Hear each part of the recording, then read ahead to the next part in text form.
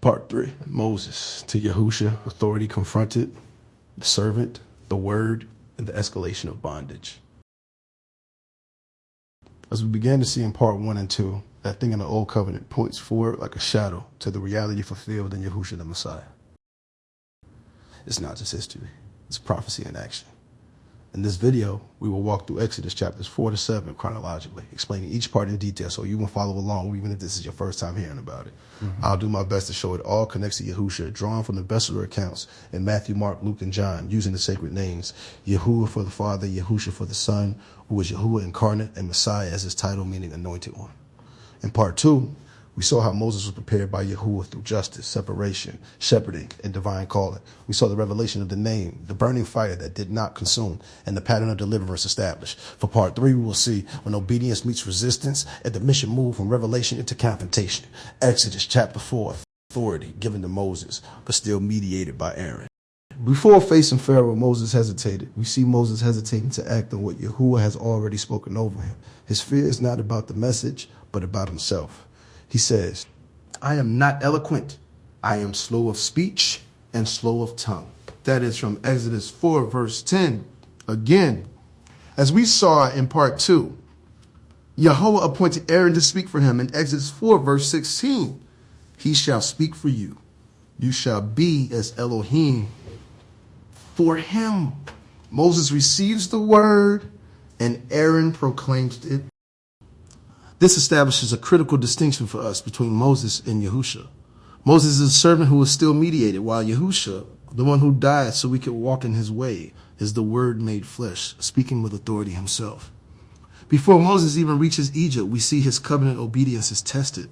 At a lodging place, the scriptures say Yahuwah sought to put Moses to death. The reason for this is covenant violation. You see, Moses' son had not been circumcised, breaking the sign of the covenant established with Abraham. Without honoring the covenant, even the chosen deliverer cannot proceed. So Zipporah circumcises their son and touches Moses' feet with the blood, saying, you are indeed a bridegroom of blood to me. Exodus 4, verse 25. Spiritually, this foreshadows the circumcision of the heart. When we are called to confront our Pharaoh, which represents the sin or comfort that holds us, we must come pure and honest. We must leave behind what binds us and embrace the covenant made effective through the blood prepared in Yahusha. This moment shows that even the deliverer must honor the covenant to survive the mission. Moses is spared through another's action, his wife. While we see Yahusha fulfills the covenant perfectly by himself, spiritually, this applies to us. We are often called out of what we call comfort into confrontation. When this happens, it is important that we do not ignore covenant obedience, spiritual discipline, or holiness because we are being called, and the blood of commitment that protects and equips us has already been prepared in Yahusha. Exodus chapter 5, obedience meets resistance. After preparation comes action. Moses and Aaron go before Pharaoh and speak exactly what Yahuwah commanded them. They say, thus said Yahuwah, Elohim of Israel, let my people go, so that they may celebrate a festival to me in the wilderness. Exodus 5, verse 1. Pharaoh responds with resistance, responding, who is Yahuwah, that I should obey his voice and let Yisrael go? I do not know Yahuwah, nor will I let Yisrael go. Exodus 5, verse 2. Pharaoh does not question out of curiosity. He resists because authority and comfort are threatened. He represents every system, every habit, every sin, and every place of ease that we cling to spiritually. This is what happens when obedience confronts comfort. Often, the bondage we live in is easier to maintain than the freedom Yahuwah calls us into, even when we know the truth. Fear of loss, discomfort, or exposure keeps us passive. Pharaoh then escalates oppression even more. He removes the straw from making bricks, but demands the same number of bricks. Exodus 5, verses 6 through 8 explain, you are no longer to give the people straw to make bricks as before. Let them go and gather straw for themselves, but lay on them the required amount of bricks which they made before. Do not diminish it. The labor becomes impossible, yet the expectation remains. The people are punished, not for idleness, but for obedience. The Israelite foremen cry out to Pharaoh, saying, there is no straw given to your servants, and they say to us, make bricks. Yet see, your servants are beaten, but the fault is not ours. Exodus 5, verse 16. Pharaoh accuses them of idleness and presses the burden harder. Spiritually, this reveals a pattern we often face when we obey Yahuwah. Resistance in our lives may increase. Systems of bondage, do not yield willingly. Sometimes hardship rises as truth is spoken. Sometimes the people around us, comfortable in the old ways, blame the messenger, making life feel hard and painful.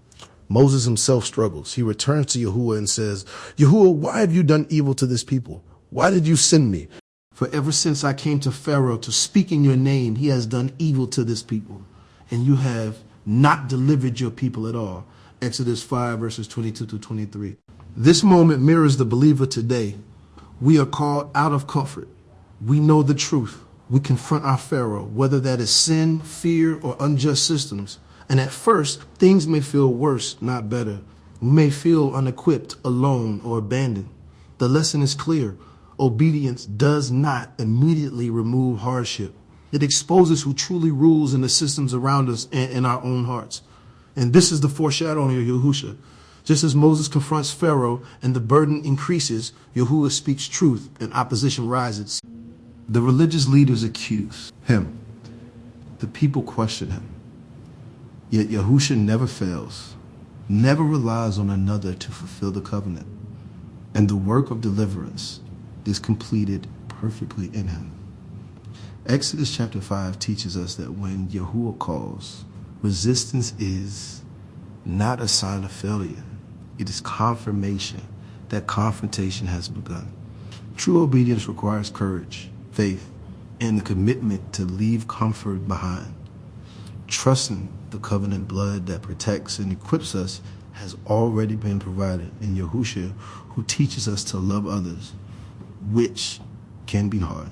Exodus chapter 6, the reminder of identity. After facing Pharaoh and seeing the people resist, Moses feels discouraged. The burden seems heavier, and he questions why he was sent. In chapter 6, Yahuwah does not give Moses a new strategy. He gives him a reminder of who he is and what his covenant means. He says in Exodus 6, verses 2 through 4, I am Yahuwah. I appeared to Abraham, to Yitzchak, and to Yaakov as El Shaddai. By my name, Yahuwah, I was not known to them. I also established my covenant with them to give them the land of Canaan. Yahuwah reassures Moses that the oppression of his people has been seen and that his covenant is faithful. He says in Exodus 6, verses 6 through 7, say to the children of Yisrael, I am Yahuwah, and I shall bring you out from under the burdens of the Mitzrayim, and shall deliver you from their enslaving, and shall redeem you with an outstretched arm. I shall take you as my people, and I shall be your Elohim. Even though the promise is clear, the people do not listen because of shortness of spirit and the harshness of slavery. Even with all the signs and wonders, Moses still feels inadequate, groaning in Exodus 6, verse 12. The children of Yisrael have not listened to thee, and why would Pharaoh listen to me? For I am of uncircumcised lips. This chapter is foundational. It reminds us that our mission and calling start with identity, knowing Yahuwah, understanding his covenant, and remembering that obedience flows from that foundation. Before confronting a Pharaoh or our own sin, comfort, or oppression, we must be rooted in covenant truth. The mention of the land of Canaan carries deeper meaning. The word Canaan can be understood letter by letter as a spiritual guide. We do this to show that the scriptures are not just words on a page, but living instruction for our lives. Even if you have never seen Hebrew before, each letter teaches a principle for covenant life. The first letter is Kaf, which is the hand. It represents the hand of Yahuwah and his power and provision and the authority he gives us to act in obedience. The second letter is Nun, which is the seed. It represents potential and growth. Just as a seed grows into life, covenant faithfulness allows spiritual life to grow and bear fruit. The third letter is Ayin, which represents spiritual awareness in the presence of Yahuwah. It teaches us to see with spiritual eyes, understand Yahuwah's promises, and recognize his guidance, even in hardship. The last letter is Nun, again, representing endurance. It shows persistence, holiness, and the unfolding of covenant life over time. True covenant living grows, matures, and is sustained by Yahuwah. By studying in this way, we see that our inheritance is not just a physical place. It is a life shaped by Yahuwah's hand, cultivated through obedience, enlightened by spiritual understanding, and strengthened through endurance. Spiritually, this preparation shapes how we live and interact with others. Acting from covenant identity teaches justice, mercy, and faithfulness. We do not impose, manipulate, or harm.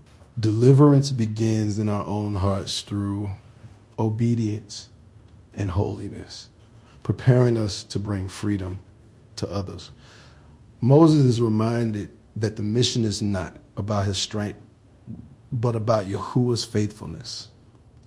This foundation of identity, covenant, and obedience supports all future confrontation, obedience, and eventual deliverance.